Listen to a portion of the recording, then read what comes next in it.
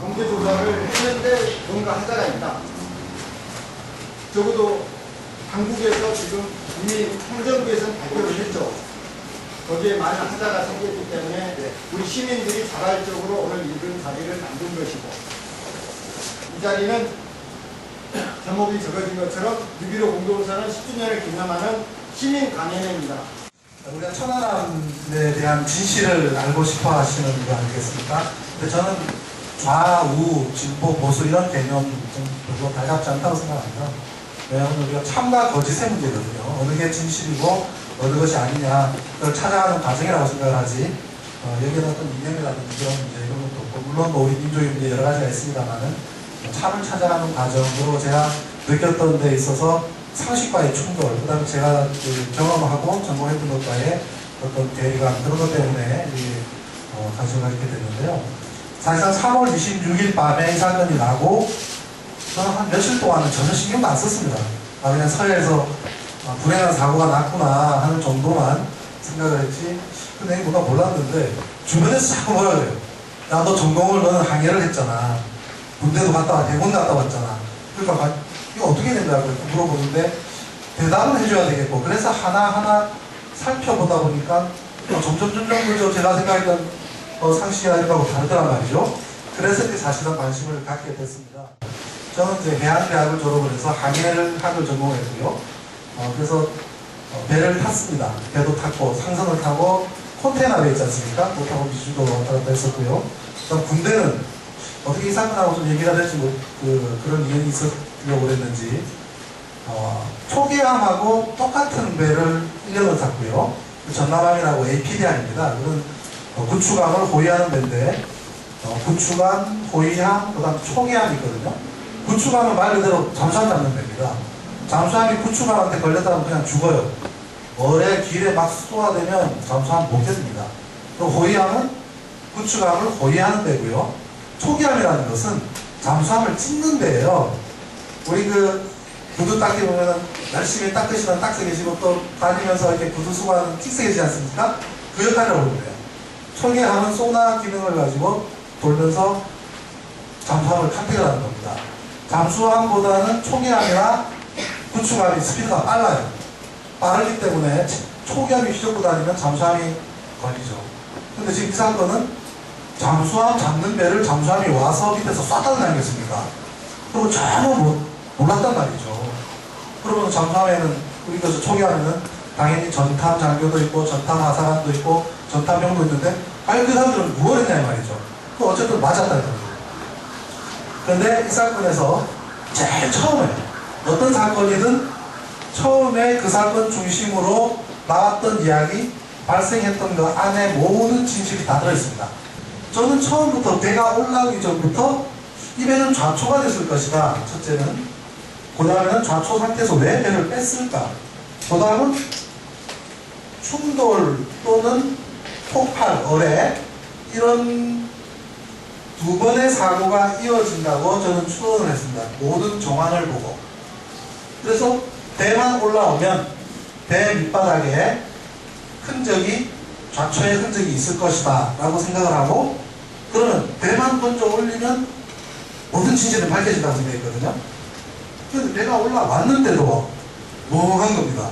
정부에서 발표하기를 바닥이 깨끗하다고 발표를 해요. 저는 즐거움을 하겠더라고요. 이게 어떻게 배가 깨끗하냐고 그때 지적하는데, 근데 그냥 넘어가요. 다들 그냥 지나가셨지 않습니까? 이게 사람들의 고정관념인데요. 우리 큰 배 밑바닥을 잘 못 보셨잖아요, 평소에. 그렇죠? 큰 배의 밑바닥이 어떻게 생겼는지 모르시단 말입니다. 근데 아는 경우가 어떠냐면은, 배들실을 갔을 때, 군대에 갔을 때 보면 어선들 막 대놓은 거 보면 밑이 별로 깨끗하지 않거든요. 그 다음에 또 이렇게 바닷가에 보면은 배들 이 모래사장 위에 올라와 있지 않습니까, 어선들? 그거 보면 밑이 지저분합니다. 그러니까 보트 타러 갔을 때 엎어놓은 거 보면은 바닥이 지저분하거든요. 일반 사람들 머릿속에는 배 밑바닥은 저렇게 지저분한 것이라는 고정관념이 들어있습니다. 그게 고정관념이거든요. 배 밑에는 그냥 지저분한 것이다 라는 이런 생각, 이 고정관념 때문에 그냥 넘어가버리는 거예요. 그리고 또 뭐냐면 좌초라고 하면 무조건 밑이 깨져야 된다고 생각해요. 배 바위에 부딪혀가지고 밑에가 깨져버려야지 그게 좌초지. 그냥 모래 위에 슬그머니 가는 건 좌초 아니라고 생각해요. 근데 모래 위에 갔다 얹혀도 좌초입니다. 왜냐면요, 배라는 것은 절대적으로 육지를 만나면서는 안 되게 되어 있습니다. 배가 육지를 만난 순간 반드시 사고를 내거든요. 한번 보시죠. 이런 배 밑에 이런 돌이 얹어져 있으면 앞뒤로 굴러져서 여기가 부러지지 않겠습니까? 그죠? 거꾸로 이런 구조에다가 얹혀들어도 가운데가 비기 때문에 가운데가 부러지지 않습니다. 이건 극단적인 경우지만 어떻든 바닥이 굉장히 평평하지 않기 때문에 구조적으로 배라는 것은 굉장히 약하니까 거기서 피로 파괴를 할 수 있는 요인들이 누적되기 때문에 배는 절대로 육지랑 만나서는 안 됩니다. 근데 상륙선은 무조건 육지에 갖다 닿는 배이기 때문에 바닥이 좀 튼튼하거나 구조가 되어 있지만 일반 배들은 절대로 육지에 닿으면 안 된다. 그러면 배 밑바닥은 깨끗해야 됩니다. 깨끗해야 되거든요. 근데 내가 저 합조단에 갔을 때 조사할 때 물어봤습니다. 배가 저렇게 지저분한 저기 왜 자초가 아니냐 그랬더니 미국 대표가 그래요. 바다에 빠져서 조류가 세기 때문에, 백년도 빠진 조류가 세기 때문에 들켜서 옆이 그렇다고 합니다. 그건 사실이 아니거든요. 배가 1200톤, 부서져도 700톤에 500톤인데, 선수가 700톤, 함수가 700톤, 함유가 500톤인데, 물이 들어가면 따블이 됩니다. 700톤짜리는 1400톤이 되고, 500톤짜리는 1000톤이 되거든요. 1000톤이 물 밑에 있는데, 지가 조류가 얼마나 세다고 뜻을 킵니까? 우리 연평해전 때 참수리가 빠졌었거든요. 그 배는 53일 있었어요. 바닥 깨끗합니다. 긁힌 거 거의 없습니다. 이 배는 겨우 20일밖에 안 썼거든요. 쭉 긁혔지 않습니까? 저거는 모래톱에 긁었기 때문이에요. 근데 왜 모래톱이라고 제가 아느냐? 백령도 해도를 놓고 보니까 우리 일반 지도는 그냥 이렇게 도로지도만 나와 있지만 해도는 바다밑이 나와 있는 겁니다. 지형, 지질, 수심 다 나와 있는데 대동강에서부터 굉장히 고운 모래들이 내려옵니다. 백령도일 때는 그 고운 모래들이 단단하게 누적된, 뭐라 그러죠? 퇴적된 구조거든요. 그런 구조이기 때문에 바다 밑에도 그런 고운 모래들이 쌓여서, 일반 모래들은 알갱이가 크기 때문에 그 사이에 물이 들어가서 버석버석하지만 유리를 만드는 재료에 띄운 퇴적형은 단단하게 쌓입니다. 굉장히 단단합니다. 근데 단단해봤자 그래도 모래가 단단해진 거거든요. 거기에 이 배가 밀고 들어간 겁니다. 그러면 왜 이걸 안 하냐면, 우리가 9시 22분에 배가 절단된 것은 모두가 아는 사실이지 않습니까? 그죠? 9시 22분에 도달하기까지 한번 보십시오. 처음에는 9시 45분이라고 그럽니다. 제일 처음에. 그 다음에 9시 33분이라고 그래요. 그 다음 9시 30분, 9시 25분, 9시 30분 갔다가 4월 1일이 되어서야 9시 22분으로 결정이 되는데, 결정되는 계기가 뭐냐면 지진파입니다. 지진파가, 이 파는 가장 과학적으로 입증되는 시간이기 때문에 이거 배로 바꿉니다. 그래서 9시 22분이 확정됩니다. 그 사이에 9시 45분, 밤, 33분, 30분, 25분 몇 번을 걸쳐서 9시 25분으로 낙찰되는데, 9시 22분에 어떤 사고입니까? 절단 사고입니다. 그죠? 절단돼서 반토막이 난 시간이 9시 22분이란 말이죠. 요거는 반토막 나는 겁니다. 자, 9시 22분 사고는 우리가 분명히 아는데, 그 전에 9시 15분이 막 튀어나오기 시작을 해요. 대한경찰청에서 이병일 과장이, 경기과장이 시간은 9시 15분, 9시 15분에 연락이 와서 천안함이 침수되고 있으니 구조해달라는 연락이 왔다 하고 기자회견을 합니다. 그래서 이게 9시 15분이 생깁니다. 이게 최초의 사고라면 저거는 나중에 7분 뒤에 일어날 사고를 예견해가지고 발표한 꼴이 되죠. 그죠? 그렇지 않습니까? 그렇게 발표를 하니까 자기 딴에는 왜? 자기가 9시 15분에 통보를 받았고 그 시간에 해경 501 보고 가라고 명령한 사람이 본인이니까 그만큼 자기가 확신 가질 수 있는 거 아니겠습니까? 그래서 교통정리하러 나왔는데 그 다음날로 국방부로부터 어마어마하게 나갑니다. 해경이. 그날 이후로 해경이 한 번도 천안함 관련해서 발표한 적이 없어요. 해경 대한경찰청 사이트 내에 이거 관련한 걸 싹 없애버립니다. 자료를 찾을 수 없어요. 그런 게 없습니다. 지금까지. 이거 되게 먹었죠. 왜 얘네들은 주책도 없이 나와가지고서 망쳐놓느냐 라는 소리 듣지 않겠습니까? 어떻든 9시 15분 이게 해경으로부터 확정이 된다고 하죠. 그럼 이것이 전부 다냐? 아닙니다. MBC에서 또 발표합니다. 특종을 떴습니다. 뭘 하냐면 해군 내에서 상황 일지가 복사된 게 MBC한테 들어가요. 그런 거 보면 우리 군 내에도 이 사건의 진실을 어떻게든 알려주고 싶은 사람들이 분명히 존재합니다. 앞으로도 몇 번 제가 말씀드린 중에 몇 번 나옵니다. 이거 첫 번째 케이스라고 보고요. 안에는 상황 일지는 어떤 상황이십니까? 작전 부서 내에 가장 핵심 정보 아닙니까? 그 핵심 정보가 복사까지 해서 MBC한테 넣은 거예요. 그래서 MBC에서 발표한 것이 9시 15분에 함대사령관이 작전처장한테 전화로 보고한 것이 나오고, 그 다음에 9시 16분쯤에 대원이 아버지하고 통화를 해가지고 한참 통화를 하다가 아빠 비상이에요 하고 끝났다는 게 9시 16분에 나오고, 그 다음 또 그 9시 16분 시간대에 백령도 33 해변 진지에서 쿵 하는 소리 들은 것까지 나온단 말입니다. 그게 MBC에서 세 가지를 특종으로 보도를 합니다. 그죠? 첫 번째는 일지, 두 번째는 통화, 세 번째는 폭음. 자, 이것도 시간대가 좀 9시 15분대란 말입니다. 그리고 이때 전체 다 일치하는 것이 또 뭐냐면, 함장이 해군본부에 첫 보고를 했을 때도 좌초입니다. 우리 좌초됐습니다라고 해군본부에다 통보를 했어요. 그 보고를 받은 함대사령부에서는 배경에다가 9시 15분에 좌초됐으니 구조 빨리 해달라고 통보를 합니다. 그러니까 해경이 발표했죠. 그 다음에 해군본부에서 저쪽 위에 그 본부에다가 보고를 할 때도 좌초라고 보고를 합니다. 최초에 좌초 나왔습니다. 나왔고 이런 모든 정황. 그 다음에 아버지하고 아들하고 통화했던 16분은 이후에 국방부에서 정식으로 부인합니다. 아니라고, 사실이 아니라고. 부인을 했는데 CBS 김현정입니다. 아침에 그때의 희생자 가족 대표가 전화 인터뷰를 하는데 거기에서 이 사건에 대해서 이것이 사실이라고 다시 확인시켜줍니다. 이것 때문에 그 통화를 한 아버지가 엄청나게 당했다고. 그러니까 그분하고는 통화하기 힘들 거라고. 그러니까 또 김현정 애카가 또 물어봐요. 그거 사실은 맞지요? 16분에 기상이 있었던 건 맞죠? 그러니까 그건 맞습니다라고 또 확인해줘요. 이것마저도 사실로 들어갑니다. 그러면 9시 15분에 있었다고 하는 것은 우리가 하나의 사실로 받아들여야 됩니다. 왜냐하면 그게 아니라면 이 사고가 나기 이전에 미리 미래를 내견한 사람들이 저걸 했었기 때문에 가능이 안 되는 거죠. 자, 그럼 이거는 이 사고가 무엇일까라는 부분이 저희 퀘션마크고, 두 번째는 이 사고는 우리는 안다 이 말이죠. 반토막이 나고 깔아앉아서 함리와 함수가 깔아앉은 것은 우리가 안다 이 말이죠. 이거는 우리가 아는 사실인데, 그 이전 9시 15분이 무엇일까 하는 부분은 그날 이후로 지금까지 나온 정보가 하나도 없습니다. 보십시오. 배가 어디서 어디로 가다가 어느 방향으로 가다가 속도는 얼마였는지, 그 당시에 엔진은 뭘 썼는지, 전진했는지 후진했는지 아무것도 없지 않습니까? 그 다음에 그 시간, 이상하게 그 시간만큼은 TOD 영상도 없지 않습니까? 오늘 감사원장이 오늘 국회에서 아까 오면서 들어보니까 그 동영상 TOD가 있다고 국회에서 증언을 했답니다. 있다고. 그러니까 아직까지도 공개 안 한 게 있죠.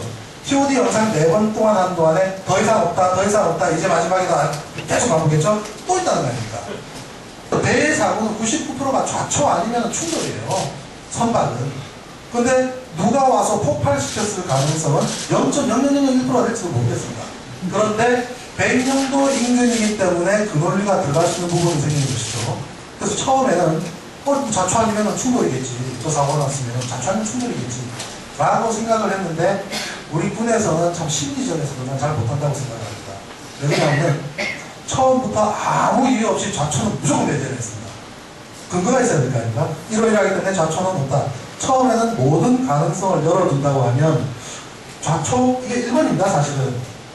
2번은 충돌, 세 번째는 피로 파괴, 네 번째는 폭발 또는 공격.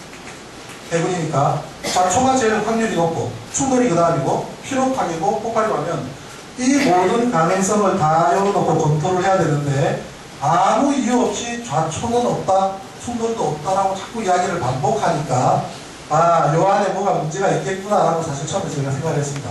어떤 면에서는 제가 원인을 찾는데 여러 가지 가능성을 다 찾으려고 하면 시간 많이 걸리는데 좌초, 그쪽 부분을 집중적으로 검토할 수 있게 해주는 게 다름 아닌 군의 태도였습니다. 이상하게 이쪽으로만 배제를 시킨 거예요. 그래서 9시 15분을 가만히 지켜보니까 쿵 하고 90도로 기울었다. 기억나시죠? 그죠? 쿵 소리와 함께 기울었다. 그 다음에 함장의 증언 중에 굉장히 중요한 부분이 저는 좌초라고 이야기를 했지만 그 좌초라는 거 가지고 국방은 뭐라고 하냐면 배에서 일어나는 모든 사고를 좌초라고 묶어서 얘기했다 그러거든요. 그렇지 않습니다. 왜냐하면 화재인 경우는 뭐라고 그러는데요. 배에 불났다 그러지 않겠습니까? 그죠? 그다음 뭐가 와서 총을 쐈다 그러면 공격받았다고 하지 않겠습니까? 좌초라고 했으면 좌초입니다. 그것을 정확하게 이야기를 해줄 때 해경에서는 불났으면 불 끄는 거 들고 와야 되죠. 그죠? 그렇기 때문에 원인을 이야기해 주는 게 굉장히 정확한 겁니다. 그 다음에 함장의 첫 증언이 뭐냐면 방송 앞에 나와서 하는 얘기가 쿵 하는 충격음과 함께 배가 기울었다. 쿵 하는 충격음. 이 충격음이라는 것은 굉장히 중요한 것입니다. 폭발음하고 충격음을 해군 함장이 중령쯤 돼가지고 구분을 못한다면 말이 안 됩니다. 폭발음은 쾅이거든요. 우리말로. 그죠? 충격음은 쿵입니다. 충격음이 그 정도 들리는 소리가 쿵 하고 충격을 받는다는 것이죠. 충격이 굉장히 중요한 얘기거든요. 그래서 쿵 하고 90도로 기울게 되면 배가 90도가 기우는 것은 참 특이한 경우입니다.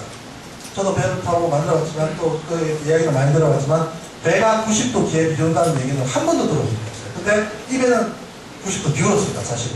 근데 사실 함장이 90도 이야기할 때 처음에는 내가 잘 못 믿었는데 어디서 믿었냐면 대원 한 사람이 그런 이야기를 합니다. 불이 꺼지고 넘어지고 보니까 문고리가 배 밑에 있더라고요.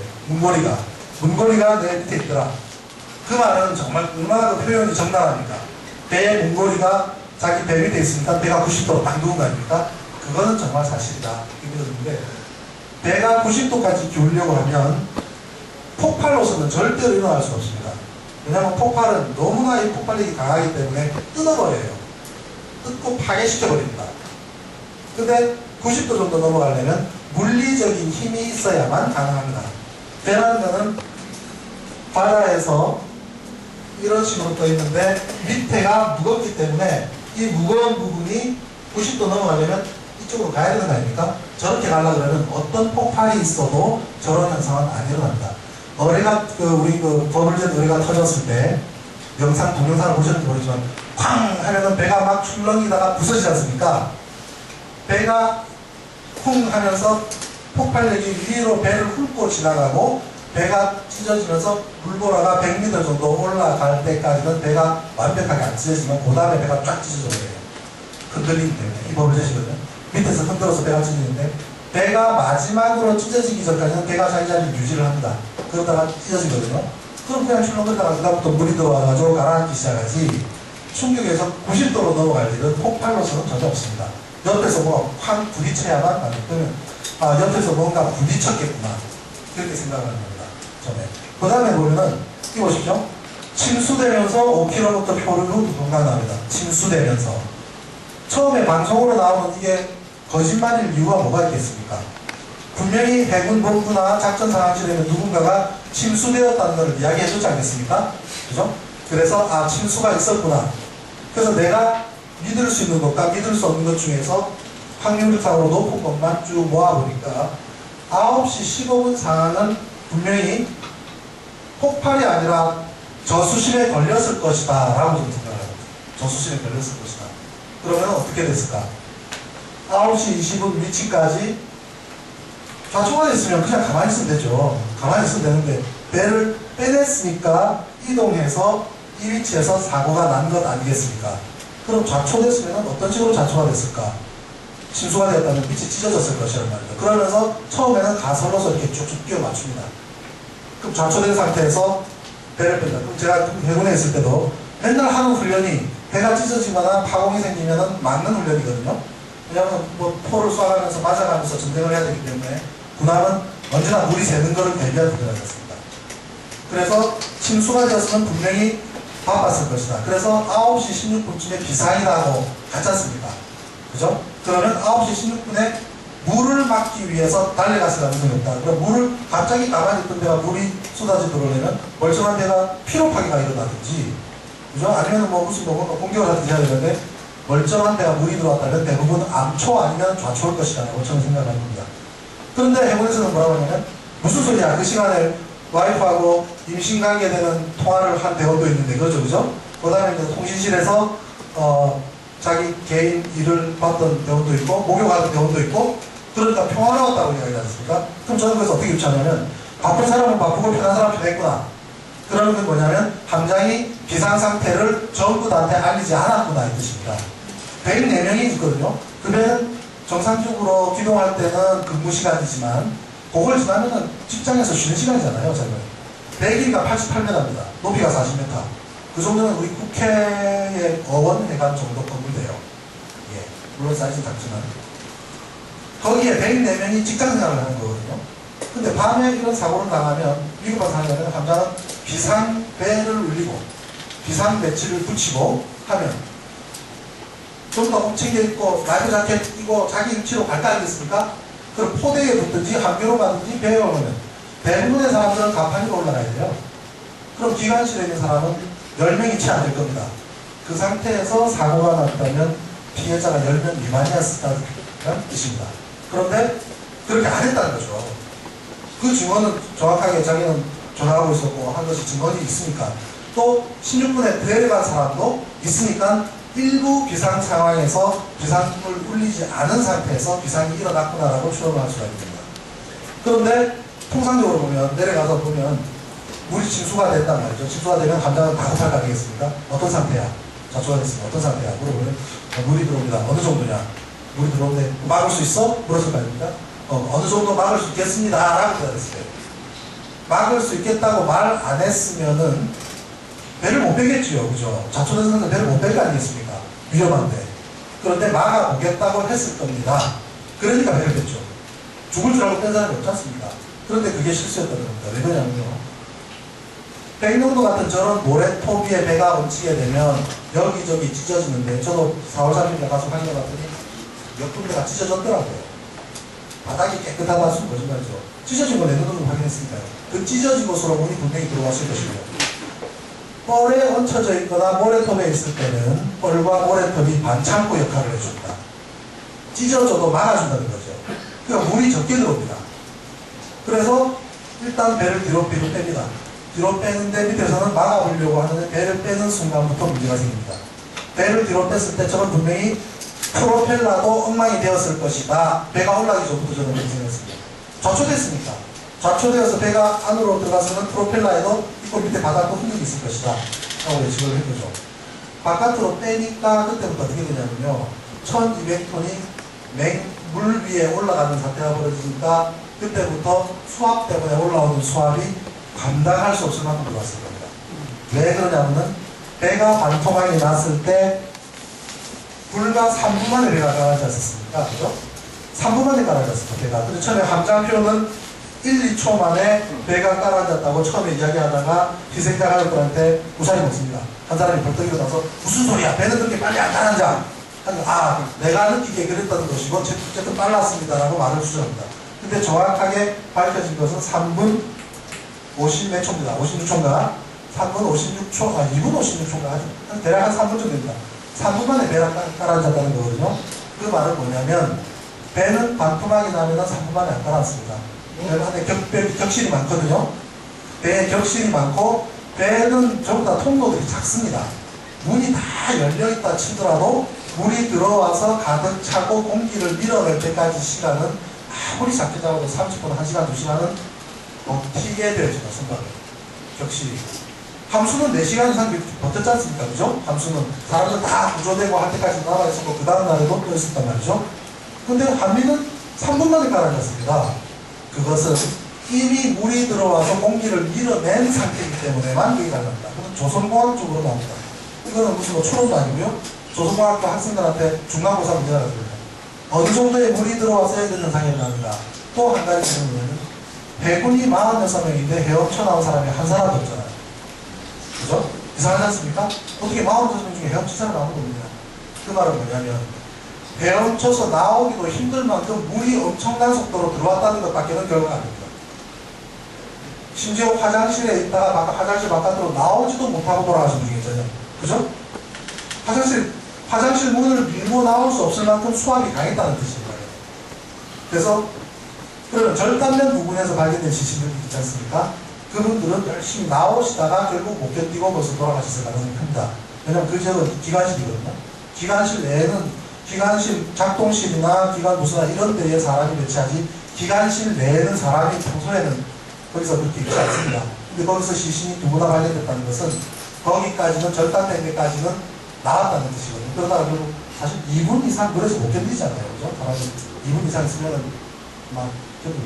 그래서 그런 내용을 추론해보면 좌초된 상태에서 배를 빼내고 이동하는 동안에는 엄청난 침수가 이루어졌고 침수가 된 상태에서 9시 25분 위치에 제2의 사고를 만나면서 토막이 났다는 거죠. 사실 한미에 물이 가득 찼을 때와 차지 않았을 때의 차이는 좌초를 하든 폭발을 하든 충돌을 하든 한미에 물이 안 찼으면 그렇게 토막까지 안 났을 수도 있습니다. 구조상. 그죠? 근데 한미에 물이 엄청나게 많은 상태이기 때문에 조그만한 충격에도 떡 부러져가지고 갈라졌을 가능성이 더 높아지는 것이죠. 그리고 급속도로 가라앉지 않습니까? 내가? 그러면 여기서 첫 번째는 좌초는 분명한 사실이고 이거를 밝혀주는 것은 옆에 있는 스크래치와 그 다음은 프로펠러에 있는 상처 이 두 개로 좌초는 완벽하게 입증이 되는 거라는 겁니다. 그럼 이 위치가 어딜까? 저는 두 번째 위치는 아니까 부서진 위치는 아니까 이 위치에서 가장 가까운 5분 내지 7분 거리에 있는 저수심 지역 이 에어리아에서 좌초가 됐을 것이다 라는 추론을 해놓은 상태에서 두 번째는 무엇일까? 이 부분은 그러면 소위 어뢰라고 또는 기뢰라든지 게 폭발일까? 아니면 두 번째는 충돌일까? 요 두 개를 이제 고민해야 됩니다. 그럼 파손된 그 내용이 단순히 모래톱에 좌초되는 그런 파손이 안 일어나니까. 그죠? 이 모래톱에서는 약간의 데미지 밑에 있는 것만 있고 데미지가 아니고 근데 여기서는 아예 뻥 뚫려버렸으니까 그 뻥 뚫려버릴 것이 무엇일까 하는 거죠. 근데 지금 정부에서는 어뢰라고 하는 것이고 저는 충돌이라고 주장하는 것인데 지금 여러분들 여기 오시기 전에 좌초냐 어뢰냐 두 가지 중에 어느 거냐라고 생각을 하셨지 않습니까? 이게 언론의 틀입니다. 이거는 좌초냐 어뢰냐의 문제가 아니라 좌초 플러스 충돌이냐 아니면 좌초 플러스 어뢰냐 이렇게 구분지어서 고민하는 게 맞습니다. 왜? 9시 15분이라는 사고가 존재하기 때문에 9시 15분이라는 사건이 존재하지 않으면 단순 논법으로 갈 수 있지만 9시 15분에 대한 이 명확한 증거들은 이 시간보다 앞에 선행됐던 이 사고는 절대로 피할 수 없기 때문에 이 사고가 나중에 날 걸 예견하고 미리부터 좌초라고 떠들었다는 그런 일은 없지 않습니까? 그러니까 이거는 명확한 것이고 보다 이 두 개에서 어느 것이냐는데 좌초 플러스 어뢰는 논리가 안 맞아요. 자, 좌초 플러스 어뢰라고 칩시다. 그러면 적군이 와서 딱 자망에 올라오고 보니까 내가 저걸 공격하려고 하는데 갑자기 좌초를 해버린 거예요. 야, 자들 좌초했다. 좀 기다려보자. 기다려보니까 막 열심히 후적발 빼내요. 부담은 돌아가고 싹 간단 말이죠. 자, 됐다. 지금 쏴라. 이렇게 된다는 겁니다.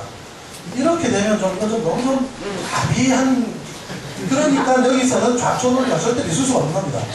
다 묶어서 어뢰 논리로 갈 수밖에 없는 거예요. 태생적으로. 그래서 그러면 충돌, 무엇과의 충돌이냐 이렇게 나옵니다. 거기는 기본하고 싶지 않아요. 그래서 지난번에 이서부입니다. 거기 방송에서 인터뷰를 하면서 내가 충돌 좀 이야기를 하니까 왜 충돌이냐. 저 뺄셈을 하거든요. 뺄셈.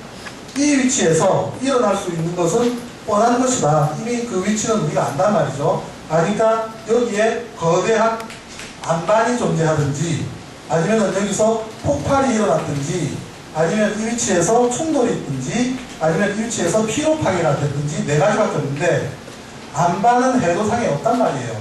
두 번째 사고 난 지점에 안반 꼽혀.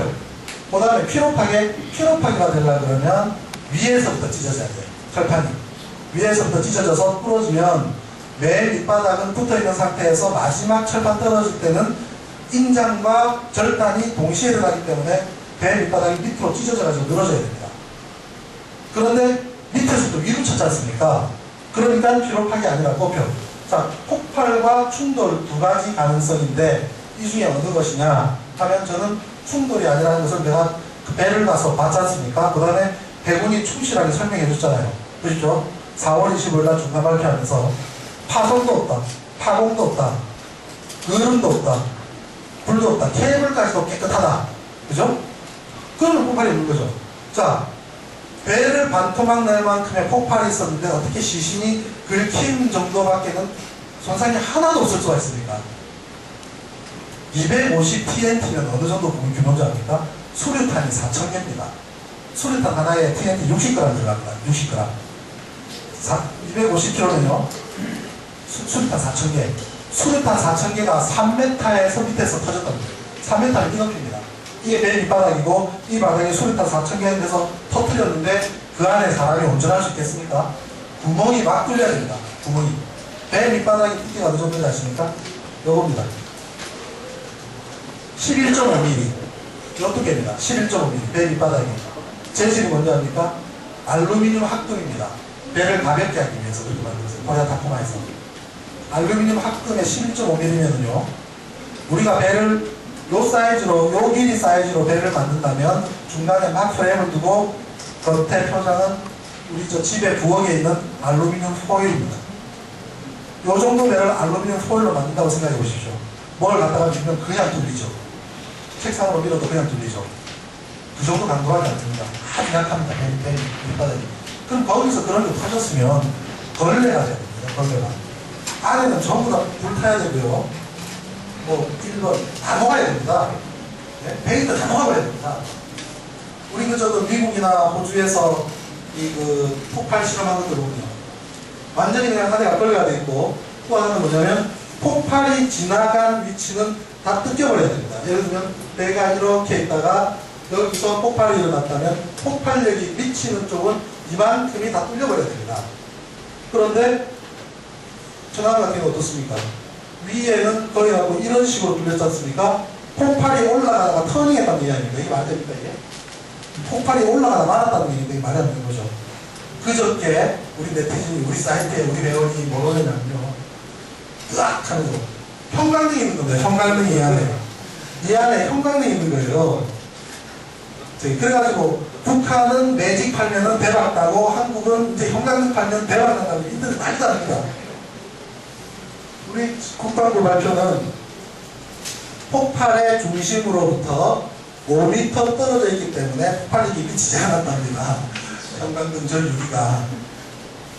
그래서 폭발은 우리 저 선생님들 운전하고 가시다가 갑자기 쿵 하고 정신을 잃고 그냥 자꾸는 넘어졌는데 겨우 문을 열고 바깥에 나와서 내 차를 보니 막 찌그러져 있단 말입니다. 이게 다른 차가 와서 받았는지 괴한이 와서 폭발을 시켰는지 정도는 상식의 눈으로 구분 안 하시겠습니까? 폭발이 있었다면 불타는 흔적, 뭐 불이 지나가는 흔적이 엉망이 되었을 텐데, 그죠? 충격 같으면 충격으로 찌그러져 있지 않습니까? 제가 이백을 가서 봤더니 찌그러진 물리적인 힘 외에는 발견을 못 하겠더라고요. 그러니까 문제는 폭발이 없다라고 주장을 합니다. 폭발이 없다는 거예요. 그러면 남은 것은 충격밖에 없는 겁니다. 우리 팝조단에서 2달 가까이 조사를 했지 않습니까? 이 사건이 그렇게 복잡한 사건은 아니거든요. 그냥 단순히 해난 사고거든요. 우리 단순히 교통사고란 말입니다. 자, 우리 상식적으로 30층 아파트에서 떨어지면은 어지간하면은 막 죽는다고 봐야 되겠습니까? 애기들은 10층에서 떨어져, 아파트 10층에서 떨어져서 애기들 사는 거 봤습니다. 워낙 힘이 없이 그냥 푹 떨어지니까 풀밭에 툭 떨어져서 사는 애기들 봤어요. 근데 30층에서 우리 떨어지면 다 죽는다고 봐야 되겠죠. 그런데 30층에서 떨어지는 거를 죽는지를 못 믿어서 전 세계 추락 전문가를 모아서 2달 동안 세미나 안 깨지고 우리 합주단 조사를 하고 있습니다. 2달 내내. 이 밑에서 250kg TNT가 터지면 위에서 일어나는 현상이 뭔가는 상식적으로도 알 수 있다는 말이죠. 근데 그걸 폭발이라고 하고, 폭발이 무슨 폭발이라고 하고, 결국 어뢰까지 나왔지 않습니까? 어뢰 1번 우리가 썼다. 그거 신상철, 갑니다. 신상철, 어뢰 1번 우리가 썼다. 기사 나가지고, 오, 네, 보셨죠? 저는 그 말한 적 없어요. 우리가 썼다고 말한 적 없다고요. 무슨 얘기를 했냐면, 어뢰가 나왔다고 하는데, 나는 처음부터 폭발 자체가 존재하지 않기 때문에 어뢰를 인정하지 않습니다. 근원적으로. 어뢰라는 존재를 인정하지 않아요. 그러면 뭐 어떻게 했냐, 뭐 이렇게 물어보면, 그게 나가고 싶으니까 좀 어뢰 자체를 인정하지 않는다. 폭발이 없었기 때문에 이게 내 주장인데, 1번이 나왔을 때 처음에는 제가 무슨 생각을 했냐면, 여기다가 실크 스크린처럼 이렇게 뭐 페인트 인쇄가 됐을 것이다 생각을 하고, 뉴스 나오는 거 보니까, 오, 매직으로 보라색으로 돼 있더라고요.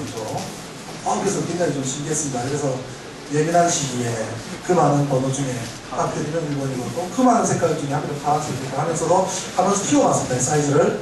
포토샵이라는 걸 이용해서 사이즈를 쭉 당겨봤더니 뭐 우리나 북한이나 다 뭐 없이 사는 마당에 기계에 있으면은 갈고 닦고 색으로 유지 안 하겠습니까? 그죠? 또 발사체에서 나가야 되는 어뢰인데 또 군에서 뭐 갈고 닦고 조이고 기름 치는 거야 기본 아닙니까? 반질반질한 색을 위에다가 1번 썼을 거란 말입니다. 그러면 시간이 지나서 녹이 나야 되면 파란색이 매직 위로 녹이 뚫고 나와야 되잖아요. 그죠? 녹이 밑에서 나니까. 근데 어떻게 된 게 밑에 매직은 멀쩡한데 페인트는 또 사라진 채로 색깔을 보니까 이것도 매끈한 것 같아도 이렇게 빈 공간이 나는 것은 완벽하게 매끈하지 못하기 때문이거든요. 매직을 쓸 때도 쓰면은 매끈하지 못한 부분은 하얀 점들이 비친단 말입니다. 녹이 난 것이 밑에서 뚫고 나는 것이 아니라 녹 위에 파란색이 지나갔다 그러면 녹 색깔이 달라지거든요. 그래서 내가 그랬죠. 녹이 위에 페인트가 매직이 지나간 것 같다. 울퉁불퉁한 데 쓰인 것 같다. 이 두 가지 말을 했어요, 저는. 근데 우리가 썼다라고 딱 해서 다운표까지 쳐가지고 기사를 쓰니까 황당하게 됐지만 아무튼 그 바람에 많은 분들이 더 관심을 가지게 된 계기가 또 된 것도 있습니다. 우리가 썼다. 또 조사위원까지 한 사람이 그런 말을 했다니 하면서 사람들이 생각하게 한 거는 그래서 저는 뭐 거기 그 기사 쓴 분한테 뭐 고발을 하거나 고소를 하거나 그런 거 안 하고 그냥 내버렸는데 저는 그런 거 없습니다. 그러고 나는 뭐냐면 우리가 썼다. 우리가 누구냐 말이지 우리가. 나는 차라리 아프리카 수단 사람 우리라고 나는 다들 지구인으로서 오케이 하겠는데 그걸 그런 말하는 사람하고는 우리하고 싶은 별로 없거든요. 그래서 나는 우리가 막 안 썼다. 그래서 아무튼 이 사건에서 여러 가지 의혹들이 많이 나오는데요. 이 스크래치 부분하고 두 번째로 이제 좌초를 일치하는 것이 충돌은 없었다. 충돌은 눈으로 봐도 없고 경으로도 봐도 모든 정황으로도 봐도 없다. 그 뭐냐? 좌쪽이 스크루가 5개가 휘었지 않습니까? 배를 보러 제가 4월 30일 나갔는데 보석에서 그래요. 쟤는 딱 한 번밖에 안 가고 조사에도 잘 참석하지 않고 막 이렇게. 근데 처음에 제가 4월 15일쯤에서 합동조사단 되면서 합류를 하겠느냐 해서 오케이 하겠습니다 했는데 우리 문준장 대변인 있지 않습니까? 그분이 전화가 왔습니다. 전화가 와서 내일부터 배에 들어가야 되니까 준비해서 오시오. 그래서 어떻게 준비해야 됩니까? 들어가면 합숙해야 됩니다. 합숙은 왜 합숙을 합니까? 나도 뭐 조사하는 사람도 다 합숙을 한답니다. 그 뭐 얼마나 몇 시간 해야 됩니까? 조사 끝날 때까지. 아니 그러면 2달이고 3달이고 조사 끝날 때까지 같이 있어야 됩니까? 그러니까 그렇다는 겁니다. 저는 뭐 조사하기 위해서 가는 건 괜찮지만 또 집에서는 제가 또 떨어져서 살기 때문에 아침에 밥을 해서 먹여서 학교 보내야 되는데 어떻게 해야 됩니까? 그래서 또 기분도 이상하더라고요 굉장히. 왜냐면 그때까지 거의 배도 안 나왔는데 거의 모든 정황을 제가 밝혀놓은 상태입니다. 그 전까지 썼던 걸 지금 하나도 내가 번복을 안 합니다. 그때 좌초했다고 하면 순서까지 다 기록을 해놨었기 때문에. 그래서 그것 때문에 입을 막아버릴 생각입니다. 그런 생각도 들었습니다. 그래서 나 안 할랍니다. 안 갈랍니다. 바깥에서 얼마든지 인터넷으로 다 증거 잡을 수 있고 정확하게 배만 올라오면 배 올라오는 것만 봐도 충분히 할 수 있기 때문에 나 밖에서 조사하겠어 그랬더니 바로 전화 왔어요. 그런 날. 그래서 그럼 옵저버로 참석해달라. 옵저버는 뭡니까? 왔다 갔다 하는 거랍니다. 그러면 내가 하죠. 왔다 갔다 하는 걸 알지 않았어. 그랬더니 그래도 오늘 들어가야 되네요. 집하더라고요. 들어가면 못 나간다. 독도항으로. 그것도 평택에 배가 들어오는데 왜 독도항으로 들어갈까? 배로. 그래서 안 가겠습니다. 그랬더니 그럼 중간조사 한번 마지막 조사 한번 그렇게 2번 참석하겠냐 해서 그건 하겠다 했죠. 그래가지고 중간조사를 4월 30일 날 간 겁니다. 약속한 대로 한 거예요. 근데 한 번밖에 안 왔다고 막 그날을 치고 막 그냥 비난을 하고 해가지고 아침에 조사 요원 교체하는 뉴스를 우리 딸내미 지하철 데려다 주면서 같이 뉴스를 같이 들었어요. 맞아. 뉴스 나오네.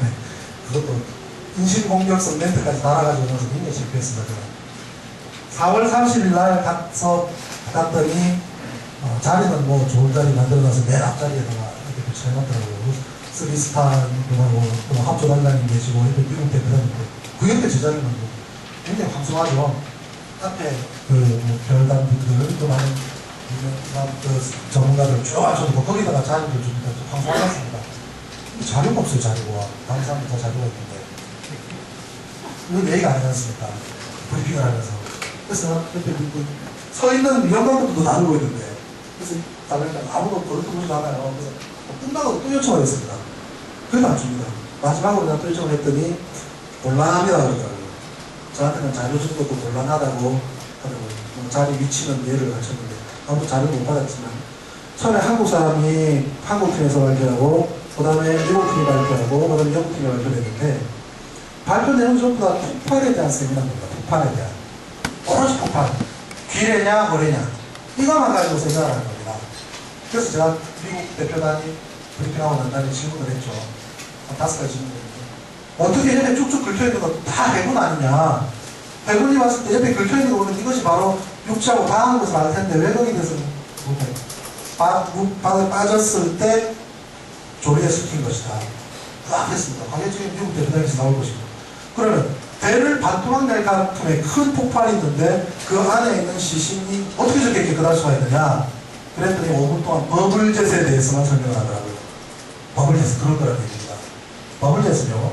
수심 100m 지점에서 폭발하면 이 폭발 충격파는 미치지 않지만 거품이 엄청 커지면서 배를 한번 들었다 놓는 바람에 배가 또한 부러지는 거거든요. 그게 버블젯인데 3m 밑에서는 버블젯 안 만들어집니다. 3m 밑에서는 버블젯이 생기기 전에 파편이 먼저 때리거든요. 어느 세월에 이 폭발했는데 이 지름이 53cm의 길이가 7m 되는 어뢰 파편들이 버블 올라올 때까지 기다려주겠습니까? 먼저 가서 때리죠. 그럼 버블이 아니라 충격파 자체가 바로 떨어지기 때문에 버블에 영향이 전혀 없습니다. 그냥 폭발 터지는 거나 버블이나 그게 그거란 얘기입니다. 그 폭발 전문 분들이 한 겁니다. 그러면 그 부분은 완전히 휩쓸어 버려야 되고 최소한 까나리한테라도 한번 물어보자. 그 일대가 까나리철인데 그 엄청난 폭발이 있었으면 까나리가 물고기 때가 떼좀 해야 될 거 아닙니까? 그 다음에 조리에 휩쓸어야 되는데 어떻게 된 거냐 그랬더니 조리에 떠내려간답니다. 그래서 제가 그랬습니다. 무슨 소리야? 그때가 정조시간 해피면 최정조 시간에 제일 낮은 수신율을 지나갔던 것이 이 사고의 첫 자초의 문제인데 정조 시간이기 때문에 그때 그럼 배격 구조할 때는 막 옆에 생선들이 있어야 되고 적어도 배 위에는 폭발에 의해서 까나리들이 하늘로 날았다가 배 위에 빠져서 떨어지기라도 해야죠.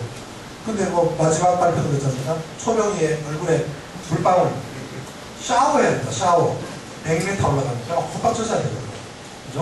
네. 그래서 절단면에서 그렇게 검사를 하고 그 다음에 한미로 가서 조사를 하면서 제가 그 미국팀, 영국팀한테 물어봤습니다. 물에 빠지면서 부딪혀서 그렇다는 겁니다. 물에 빠져서 부딪히면서 프로펠러가 손상된다. 그래서 그랬어요. 앞쪽이 먼저 빠진다. 왜냐하면 앞쪽이 무겁기 때문에. 배는 앞이 먼저 가고 엉덩이는 하늘을 쳐다봅니다. 적당히나요. 그럼 앞쪽이 먼저 떨어지니까 프로펠러는 뒤에 하늘을 보고 있었을 텐데 그 손 댐지가 나냐 그랬더니 쿵 하고 쿵 했다는 겁니다. 앞이 떨어지고 뒤가 떨어지고. 그래서 제가 그랬죠. 이거는 밑에는 뻘하고 모래인데 뻘 모래 지질인데 어떻게 그 손상이 나냐 그랬더니 어떤 그렇답니다. 애니웨이 이런 그렇다 그래서 좋다 그렇다 치고 그럼 왜 5개가 다 오그라들었느냐 그랬더니 프로펠러가 돌았으니까 다시 오그라들었다. 그래서 제가 그랬죠. 무슨 소리야 엔진이 다 부서져가지고 돈이 힘 꼈는데 프로펠러가 돌아가느냐 그랬더니 물에서 이렇게 되는 건데 그래서 그거는 말이 아니거든요. 그래서 초등학교 수준으로 보고 이야기하는 건가. 그때는 그 논리밖에 없었던 겁니다. 그때는. 그래서 내가 나는 웃고 말았습니다. 그래서 웃음을 툭 치면서 당신들이 그러니까 우리 한국 사람들이 이거를 친환경 녹색거리라고 그러지 않느냐. 절단면에 사람도 깨끗하지 까나리도 깨끗하지 기름 탱크도 건드리지 않지 탄약고도 건드리지 않는 정말 친환경 어뢰. 그죠? 근데 거기다가 하나 더 넣었지 않습니까? 친환경 매직 넘버원 어뢰. 거기다가 이제 하나 더 넣었습니다. 매직 넘버원 형광 어뢰가 되는데 형광등이기 때문에 좀 이따가 터진답니다. 그때 폭발이 있었는데 형광등이라서 좀 있으면 터질 거라고 그때 터진데 그렇게 했지. 형광등이 늦게 깜빡깜빡하지 않습니까? 그러니까 지금 좀 터질 때가 됐다 이렇게 알고 있어요. 그런 얘기를 해서 지금 스크류에 대해서 또 논리가 바뀌었습니다. 뭐로 바뀌었냐면요. 이 프로펠러가 400메가파스칼까지 견딜 수 있는 프로펠러인데 갑자기 엔진이 부서지면서 탁 스톱을 하니까 700메가파스칼의 힘이 순간적으로 미쳐가지고 관성의 힘 때문에 부러졌다. 이 관성힘이라는 게 어르신 우리 버스 타고 가다가 기사가 확 걸리면 앞으로 확 쓰러지는 이 힘이 관성의 힘이거든요. 그러니까 이 프로펠러가 열심히 도는데 엔진이 벌어지면서 졸지에 스톱하니까 돌고 싶은데 못 돌게 하니까 프로펠러가 휘어진다는 겁니다. 이게 왜 집에 있는 선풍기도 그렇게는 안 될 겁니다.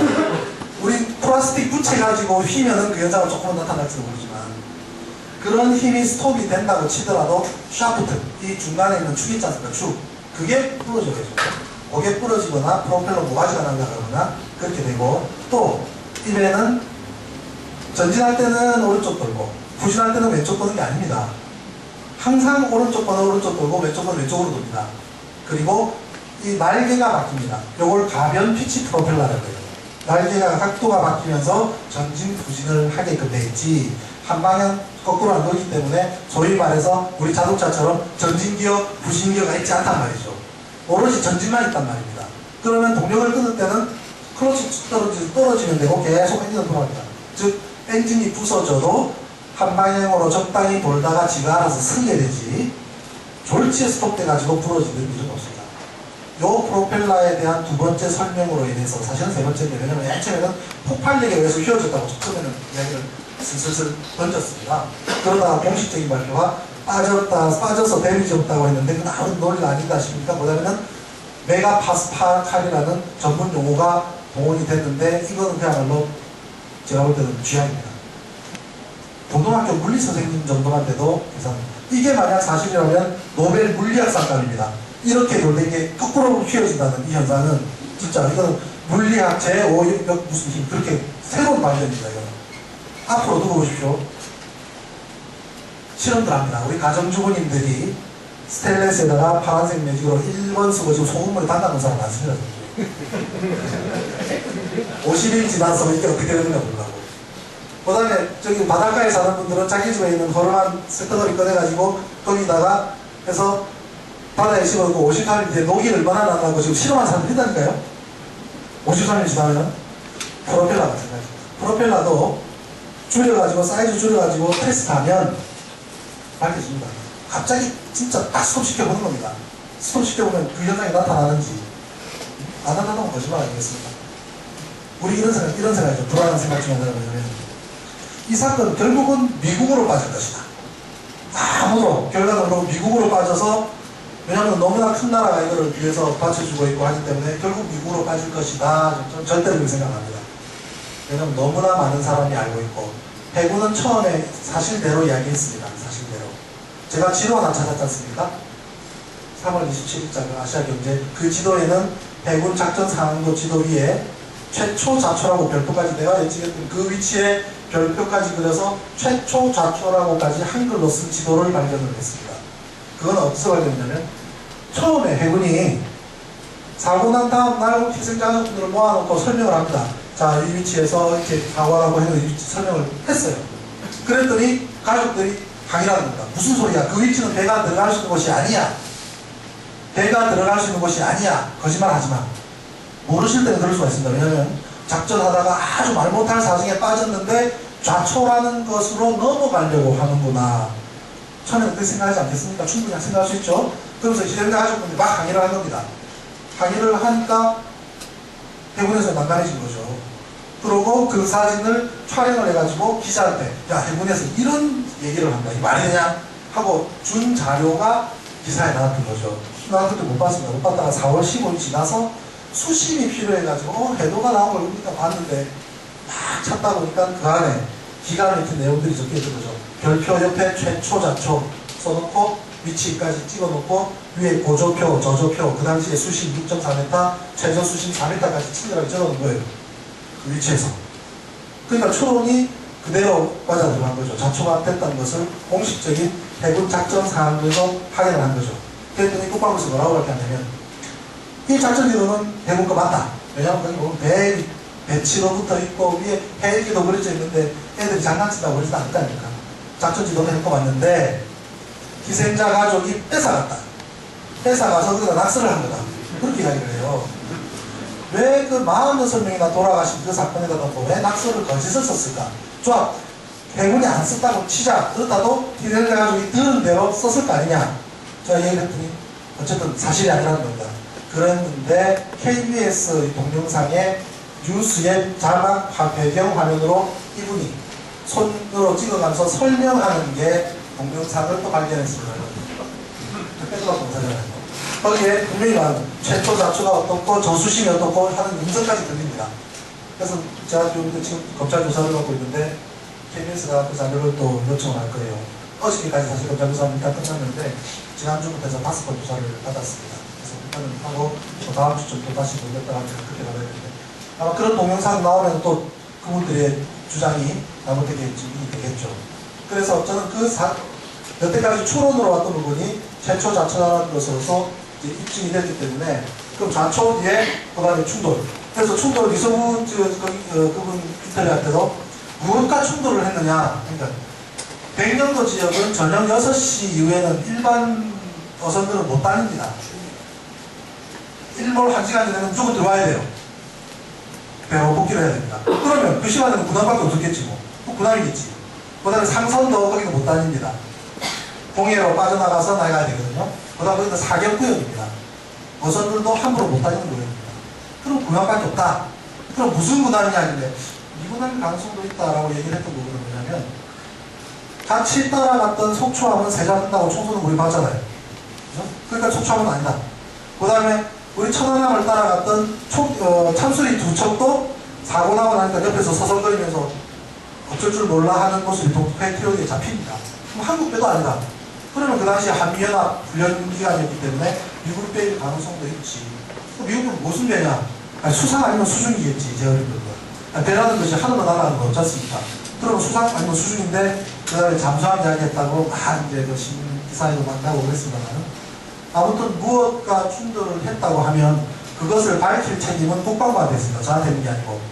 근데 더 복잡하게 가고 싶지는 않습니다. 뭐 한조주의가 왜 사망을 했느냐, 왜 4일간 배도 없을 시기에 잠수했는데 어디로 잠수했느냐 여러 가지 이야기했지만 저는 거기까지 나가는 것은 별로 바람직하지 않다고 생각하고 내가 주장하는 좌초가 되었던 최초 상황 저거 하나만 입증해도 많은 사람이 법정에 서야 됩니다.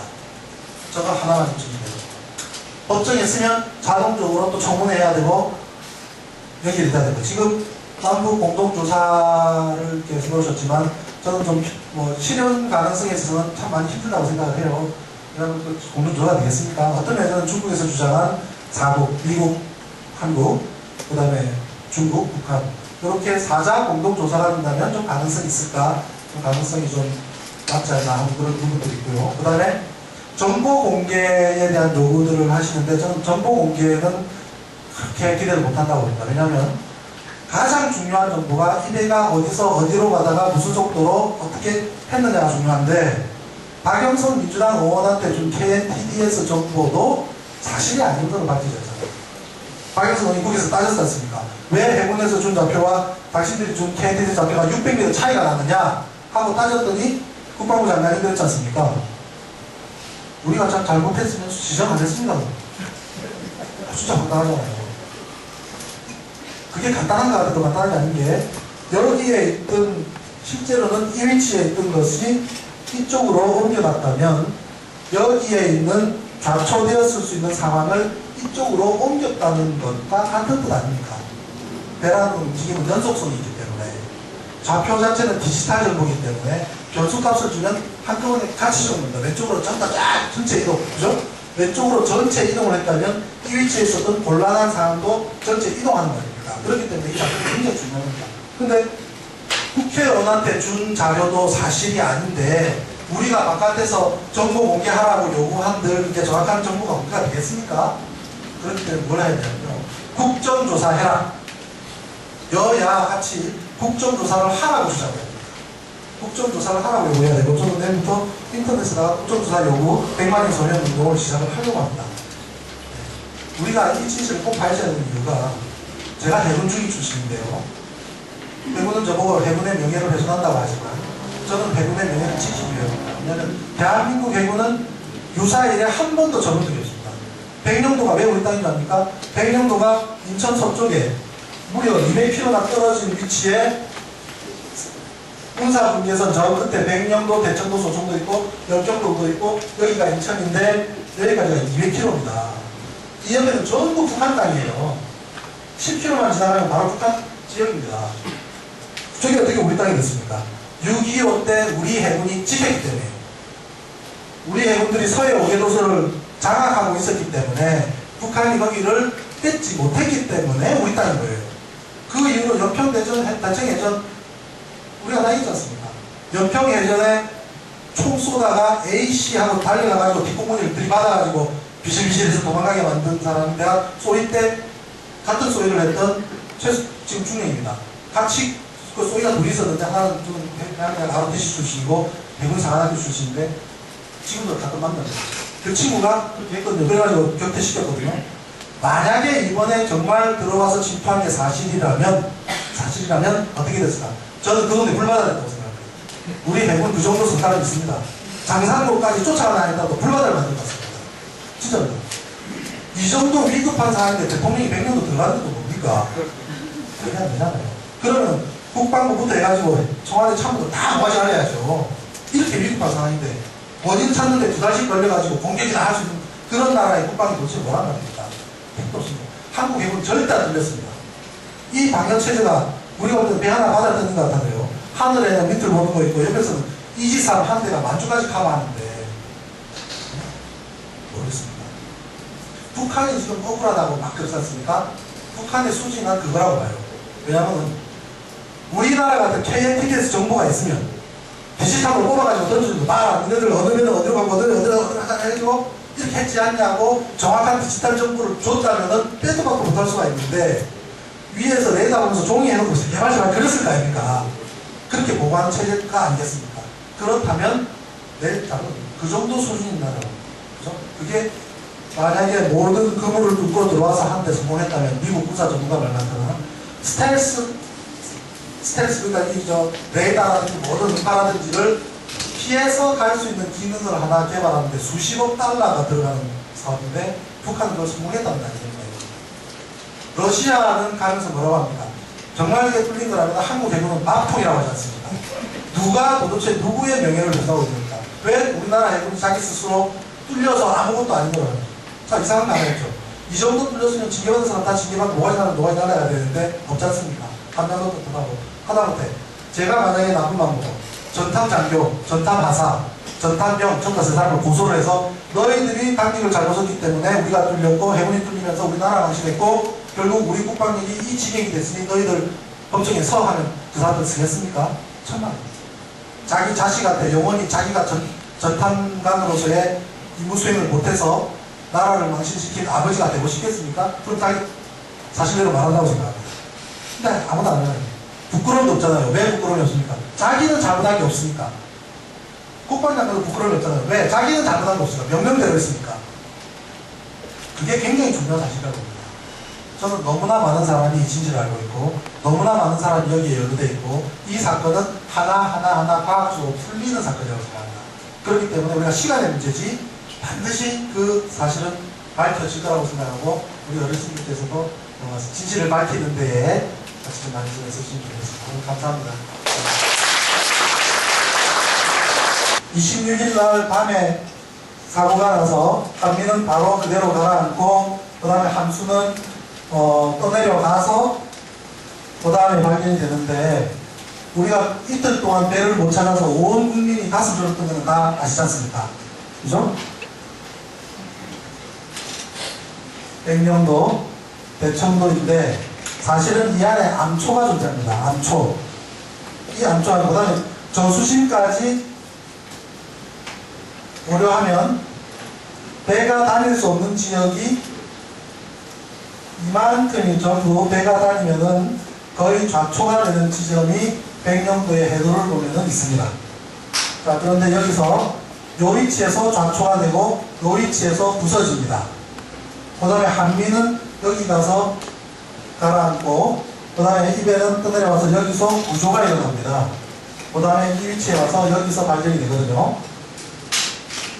자, 이 상태에서 중요한 것은 뭐냐면 여기서 부서진 위치는 다 합니다. KNTDS상에 나오고 두 번째는 배의 함장이 부서졌을 때 위치 보고해서 알고 세 번째는 이 배를 따라다니던 참수리가 두 대가 또 옆에 있습니다.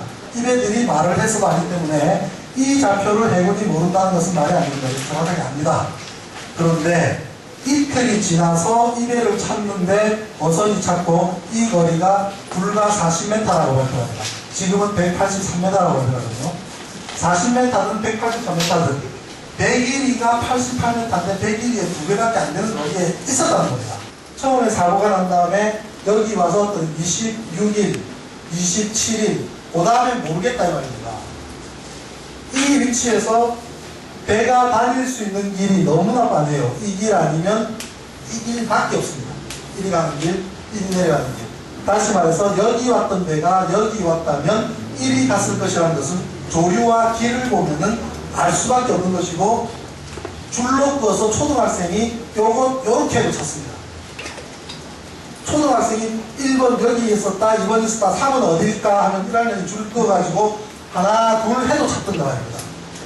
그 위치에 있었고, 그 다음에는 이 옆에 수심이 얼마냐면 6m, 5m, 3m 찾았던 위치에는 11.8m예요. 이 배가 옆으로 들어놓으면 10m입니다. 바로 쓰면 40m예요, 이 배가.